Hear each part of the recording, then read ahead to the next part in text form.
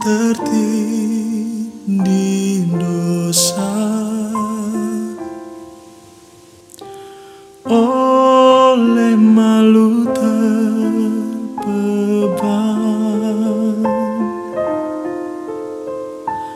Tangan Yesus menyentuhku,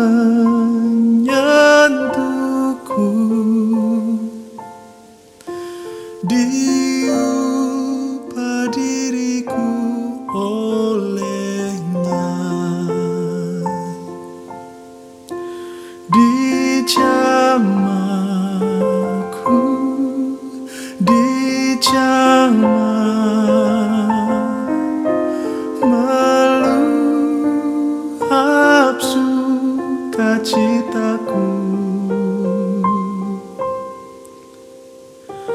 Tuhan Yesus menjamahku, diriku ciptaan baru.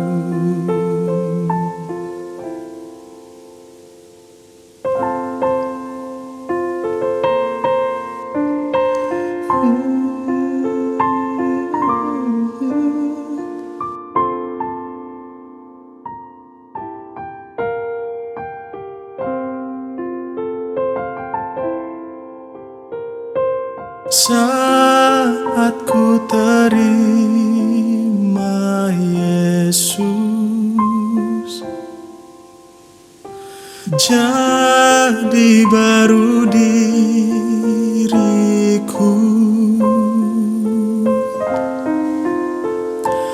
Tak ku berhenti memuji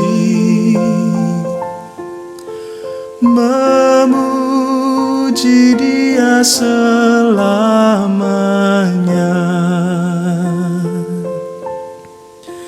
Dijamahku,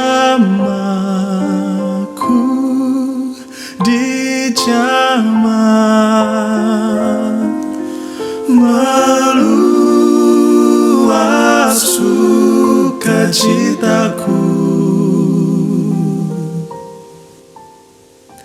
Tuhan Yesus menjamahku, diriku ciptaan baru.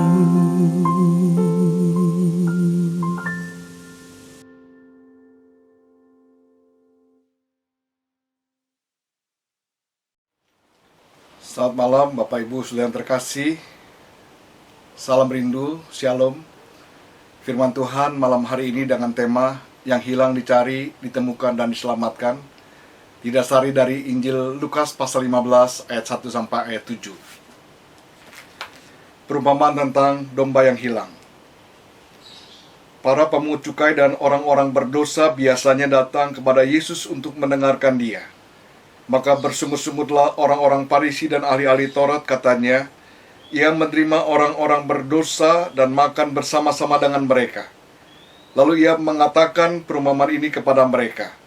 Siapakah di antara kamu yang mempunyai 100 ekor domba, dan jikalau ia kehilangan seekor di antaranya, tidak meninggalkan yang 99 ekor di padang gurun dan pergi mencari yang sesat itu sampai ia menemukannya? Dan kalau ia telah menemukannya, ia meletakkannya di atas bahunya dengan gembira. Dan setibanya di rumah, ia memanggil sahabat-sahabat dan tetangga-tetangganya, serta berkata kepada mereka, Bersukacitalah bersama-sama dengan aku, sebab dombaku yang hilang itu telah kutemukan.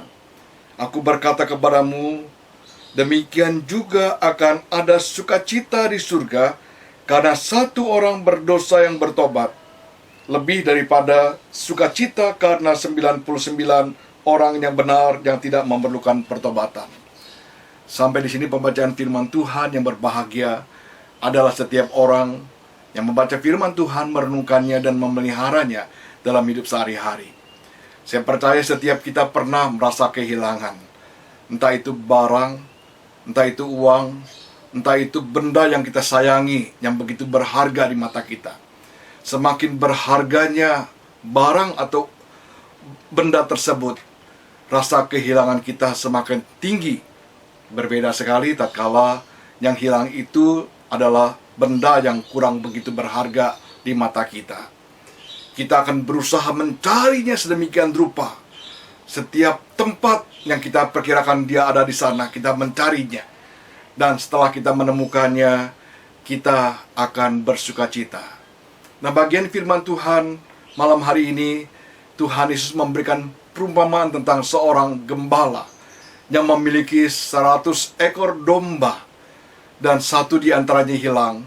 Maka dia mencari yang hilang itu untuk mendapatkannya kembali.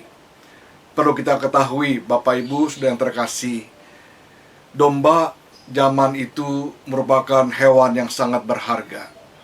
Bukan hanya dagingnya dapat dimakan, dapat diberikan sebagai persembahan kepada Tuhan, lemaknya sebagai persembahan yang harum bagi Tuhan, tetapi juga, sudah sekalian, bulunya memiliki nilai komoditas yang sangat tinggi. Bulunya dapat diolah sedemikian rupa menjadi bahan wol yang sangat menunjukkan yang memakainya. Saudara sekalian, kalau kita melihat dalam bagian firman Tuhan ini, Tuhan mengatakan, tidakkah engkau juga melakukan hal yang sama? Kalau engkau punya domba yang hilang, maka engkau akan mencarinya sedemikian rupa. Tuhan berkata kepada ahli-ahli Taurat dan orang-orang Farisi. Saudara sekalian, tetapi kalau kita mau melihat dalam bagian firman Tuhan malam ini, minimal ada dua hal. Yang pertama, Tuhan ingin menekankan satu relasi antara dirinya dengan umat manusia, yang digambarkan hubungan interpersonal antara gembala dengan domba.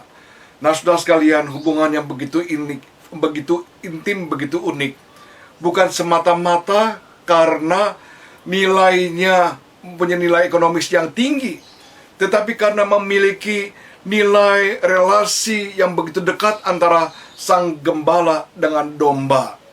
Saudara sekalian, dalam Injil Yohanes pasal 10, domba yang baik digambarkan sebagai domba yang mengenal akan suara gembalanya.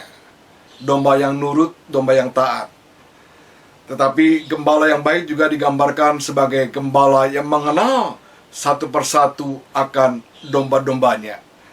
Jadi, saudara sekalian, sang gembala itu mengenal akan domba-dombanya. Domba-dombanya dikenal satu persatu oleh gembalanya. Yang dikatakan mungkin domba yang dikatakan sebagai si manis, si cantik, si putih, si belang, si gemuk, si kurus, dan sebagainya. Dikenal satu persatu. Dan jikalau satu saja hilang, maka dia berusaha untuk mencarinya kembali. Ini kita melihat satu relasi yang begitu dekat antara sang gembala dengan sang domba. Yang kedua, saudara sekalian, karena Tuhan ingin mau menekankan manusia di mata Tuhan itu begitu bernilai. Demikian juga domba yang digambarkan dalam bagian ini begitu bernilai. Saudara sekalian, bukan karena hanya hubungan relasi yang begitu dekat dan unik, tetapi di mata sang gembala, domba itu begitu berharga, begitu bernilai. Perumpamaan ini dilatar belakangi dengan komplainnya daripada orang-orang Farisi dan ahli-ahli Taurat kepada Tuhan. Karena apa? Karena Tuhan bergaul dengan orang-orang berdosa. Di mata para pemimpin-pemimpin agama, orang-orang berdosa, pemungut cukai, dan orang-orang berdosa itu harusnya tidak mendapatkan belas kasihan daripada Tuhan. Harusnya mereka binasa, dibiarkan oleh Tuhan, tetapi tidak seperti itu oleh Tuhan Yesus. Sehingga Tuhan memberikan perumpamaan seperti ini karena mereka begitu bernilai, karena begitu berharga di mata Tuhan. Kita melihat juga bangsa Israel di mata Tuhan seperti itu, seperti yang diungkapkan dalam Yesaya pasal 43 ayat 3 sampai 4. Tatkala mereka tidak berdaya, tatkala mereka berada dalam pembuangan, Tuhan menebus kembali. Itu dikatakan dalam ayat yang ketiga, sebab akulah Tuhan Allahmu, yang Maha Kudus, Allah Israel Juru Selamatmu. Aku menebus engkau dengan Mesir dan memberikan Ethiopia dan Sheba sebagai gantimu. Oleh karena engkau berharga di mataku dan mulia, aku ini mengasihi engkau, maka aku memberikan manusia sebagai gantimu dan bangsa-bangsa sebagai ganti nyawamu. Karena engkau berharga di mataku, karena engkau begitu mulia di mataku, aku mengasihi engkau. Kita melihat bagaimana Tuhan begitu memperhatikan umatnya. Tatkala umatnya tersesat, Tuhan memandang mereka sebagai yang berharga, yang mulia, yang patut dikasihi. Saudara sekalian, Tuhan ingin menekankan tujuannya datang ke dalam dunia ini untuk apa? Mencari yang berdosa, mencari yang hilang, yang tersesat, supaya dapat kembali kepada Tuhan. Dalam Injil Matius pasal yang kelima, ayat 31 dan 32 dikatakan, bukan orang sehat yang memerlukan tabib, tetapi orang sakit. Aku datang bukan untuk memanggil orang benar, tetapi orang berdosa supaya mereka bertobat. Demikian juga dalam Injil Matius pasal 15 ayat 24, Tuhan mengatakan, aku diutus hanya kepada domba-domba yang hilang dari umat Israel. Matius pasal 18 ayat 11 dikatakan, karena anak manusia datang untuk menyelamatkan yang hilang. Saudara sekalian, kita lihat isi hati Allah kepada orang-orang berdosa seperti ini. Juga digambarkan dalam Yehezkiel pasal yang ke-34 ayat yang ke-16. Tuhan melalui Nabi Yehezkiel mengatakan, yang hilang akan kucari, yang sesat akan kubawa pulang, yang luka akan kubalut, yang sakit akan kukuatkan, serta yang gemuk dan yang kuat akan kulindungi. Aku akan mengembalakan mereka sebagaimana seharusnya. Saudara sekalian, di mata Tuhan, manusia begitu bernilai tinggi, begitu berharga, sehingga yang hilang perlu dicari. Saudara sekalian, dulu kita pun adalah orang-orang yang tersesat, yang terhilang. Tetapi Tuhan mencari kita dengan caranya. Tuhan menemukan kita dengan caranya. Bahkan Tuhan menyelamatkan kita dengan anugerahnya. Minimal ada dua hal yang dapat kita lakukan. Yang pertama, dengan bersyukur kepada Tuhan. Kita adalah orang-orang tersesat dulunya, saudara sekalian. Kita harusnya binasa, tetapi anugerah Tuhan telah menyelamatkan kita. Untuk itulah kita bersyukur. Banyak hal dapat kita lakukan dengan bersyukur. Kita dapat mempersembahkan tubuh kita sebagai persembahan yang hidup, yang kudus dan berkenan kepada Tuhan. Kita dapat berbagi dengan sesama kita. Kita dapat memberikan talenta kita, waktu kita untuk melayani Tuhan. Banyak hal sebagai tanda syukur kita kepada Tuhan. Sebab dulu kita adalah orang-orang yang tersesat, namun telah ditemukan dan diselamatkan oleh Tuhan. Yang kedua, saudara sekalian, kita ada sebagaimana kita ada ini karena anugerah Tuhan. Marilah kita juga mengikuti jejak Tuhan, mau mencari yang tersesat, menemukan mereka, dan membawa mereka kembali kepada Tuhan. Saat ini masa PSBB, kita selalu berada di rumah, bukan berarti kita tidak bisa mencari dan menemukan mereka. Perlu kita merenung sejenak, mengingat kembali teman-teman kita, baik masa kecil, masa remaja, masa pemuda, mereka yang pernah bersama-sama kita beribadah, bersekutu, namun sebelum masa PSBB ini mereka sudah tidak lagi setia kepada Tuhan, sudah meninggalkan Tuhan. Mereka sudah meninggalkan persekutuan dengan Tuhan, dengan kita. Saudara sekalian, marilah kita mencari mereka bersama-sama, mendoakan mereka, menghubungi mereka kembali, mengajak mereka kembali kepada Tuhan, supaya mereka bisa dimenangkan oleh Tuhan saja. Bisa melalui Facebook, bisa melalui Instagram, bisa melalui WhatsApp dan sebagainya. Dapat kita lakukan hal yang indah, saudara sekalian, supaya mereka juga yang terhilang dapat kita temukan. Kita mohon Tuhan menolong kita. Amin. Mari kita berdoa. Bapa Surgawi, terima kasih untuk firman-Mu malam hari ini yang boleh mengingatkan kami bahwa Tuhan begitu mengasihi kami. Tuhan datang ke dalam dunia mencari dan menemukan dan menyelamatkan kami yang berdosa ini. Biarlah anugerah ini tidak kami sia-siakan, tetapi kami sungguh hargai ya Tuhan. Kami juga mau mencari dan menemukan orang-orang yang pernah datang pada Tuhan dan saat ini sudah meninggalkan Tuhan, agar sungguh kami boleh menjadi alat di tangan-Mu yang boleh mengingatkan mereka akan kasih karunia Tuhan. Bapa Surgawi, kami mau berdoa untuk bangsa negara kami ya Tuhan. Kami mau berdoa untuk pemerintahan Presiden Jokowi. Kami mohon Tuhan yang boleh memberikan hikmat bijaksana di tengah-tengah masalah yang begitu berat bagi pemerintahan Presiden Jokowi saat ini ya Tuhan.